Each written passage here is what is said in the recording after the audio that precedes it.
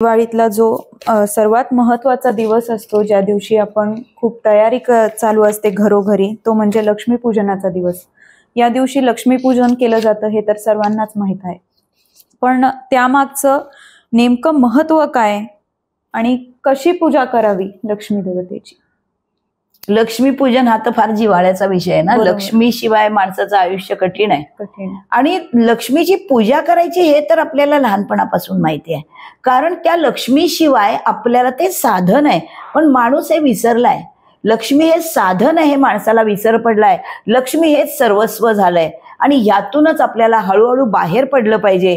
कलियुगातून आपण द्रुक युगाकडे जाणार आहोत, तेव्हा आपल्याला खरा अर्थ जगण्याचा कळला पाहिजे. हे टाइम्स हॅव चेंज म्हणजे ते हे आहे. खूप कष्ट, स्वच्छता, भक्ती याच्यामुळे येणारी समृद्धी हे लक्ष्मीपूजनाचं प्रतीक आहे.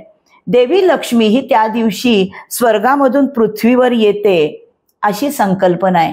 म्हणून दिवाळी हा प्रकाशाचा सण आहे. वाईट सगळं निघून जावं, प्रकाशातून शुद्ध व्हावं. समुद्र मंथनातून जसं धन्वंतरी प्रकट झाले अमृत कलश घेऊन, तशीच लक्ष्मी पण त्यातूनच आली.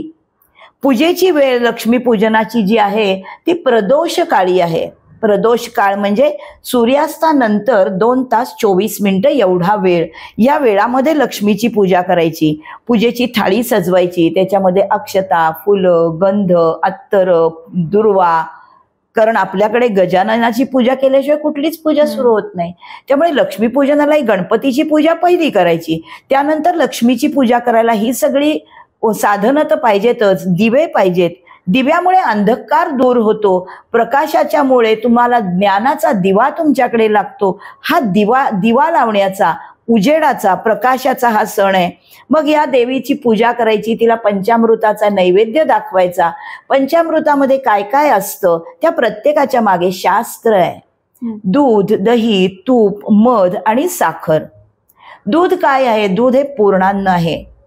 दहीमध्ये कॅल्शियम आहे. त्यानंतर साखर ही तुम्हाला उष्मांक पुरवणारी आहे. मिनरल्स हे मधामध्ये आहेत.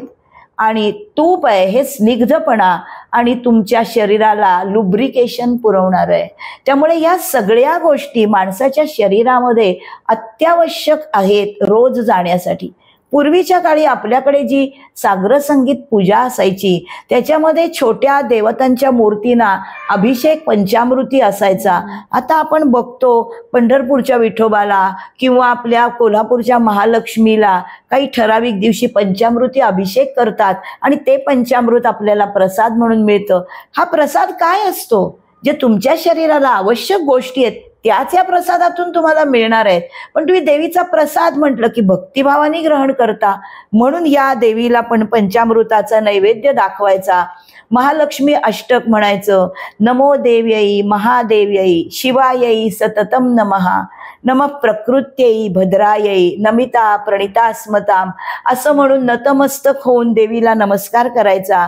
वेगळ्या वेगळ्या आपल्या घरामधल्या दागिने, चांदीचे शिक्के, नोटा, आपल्या ज्या वह्या असतील जमा खर्चाच्या तर या सगळ्यांची पूजा करायची. का करायची? कारण हे धन माझं आयुष्य सुखावह नेण्यासाठी मला मदत करतं आणि हे महादेवे ह्याच्यासाठी तू माझ्यावर प्रसन्न राहा, माझ्या घरामध्ये राहा, अशी आपण देवीला प्रार्थना करतो. देवीची रूपं आपण कमळामध्ये उभी असलेली आणि कमळामध्ये बसलेली अशी दोन्हीही बघतो. पण हे तुम्हाला माहिती आहे का? कमळामध्ये बसलेली देवी ही घरात असली पाहिजे. तिला स्थिर लक्ष्मी म्हणतात. आणि तुमच्या दुकानामध्ये किंवा ऑफिसमध्ये ही तुमची कमळामध्ये उभी असलेली महालक्ष्मी हवी. कारण लक्ष्मी ही देवता आहे आणि ती चालती फिरती हवी, म्हणून ती उभी हवी. तुमच्या घरामध्ये उभी लक्ष्मी ठेवू नका, तुमच्या दुकानामध्ये बसलेली लक्ष्मी ठेवू नका. हे एक साधं लॉजिकल रिझन आहे.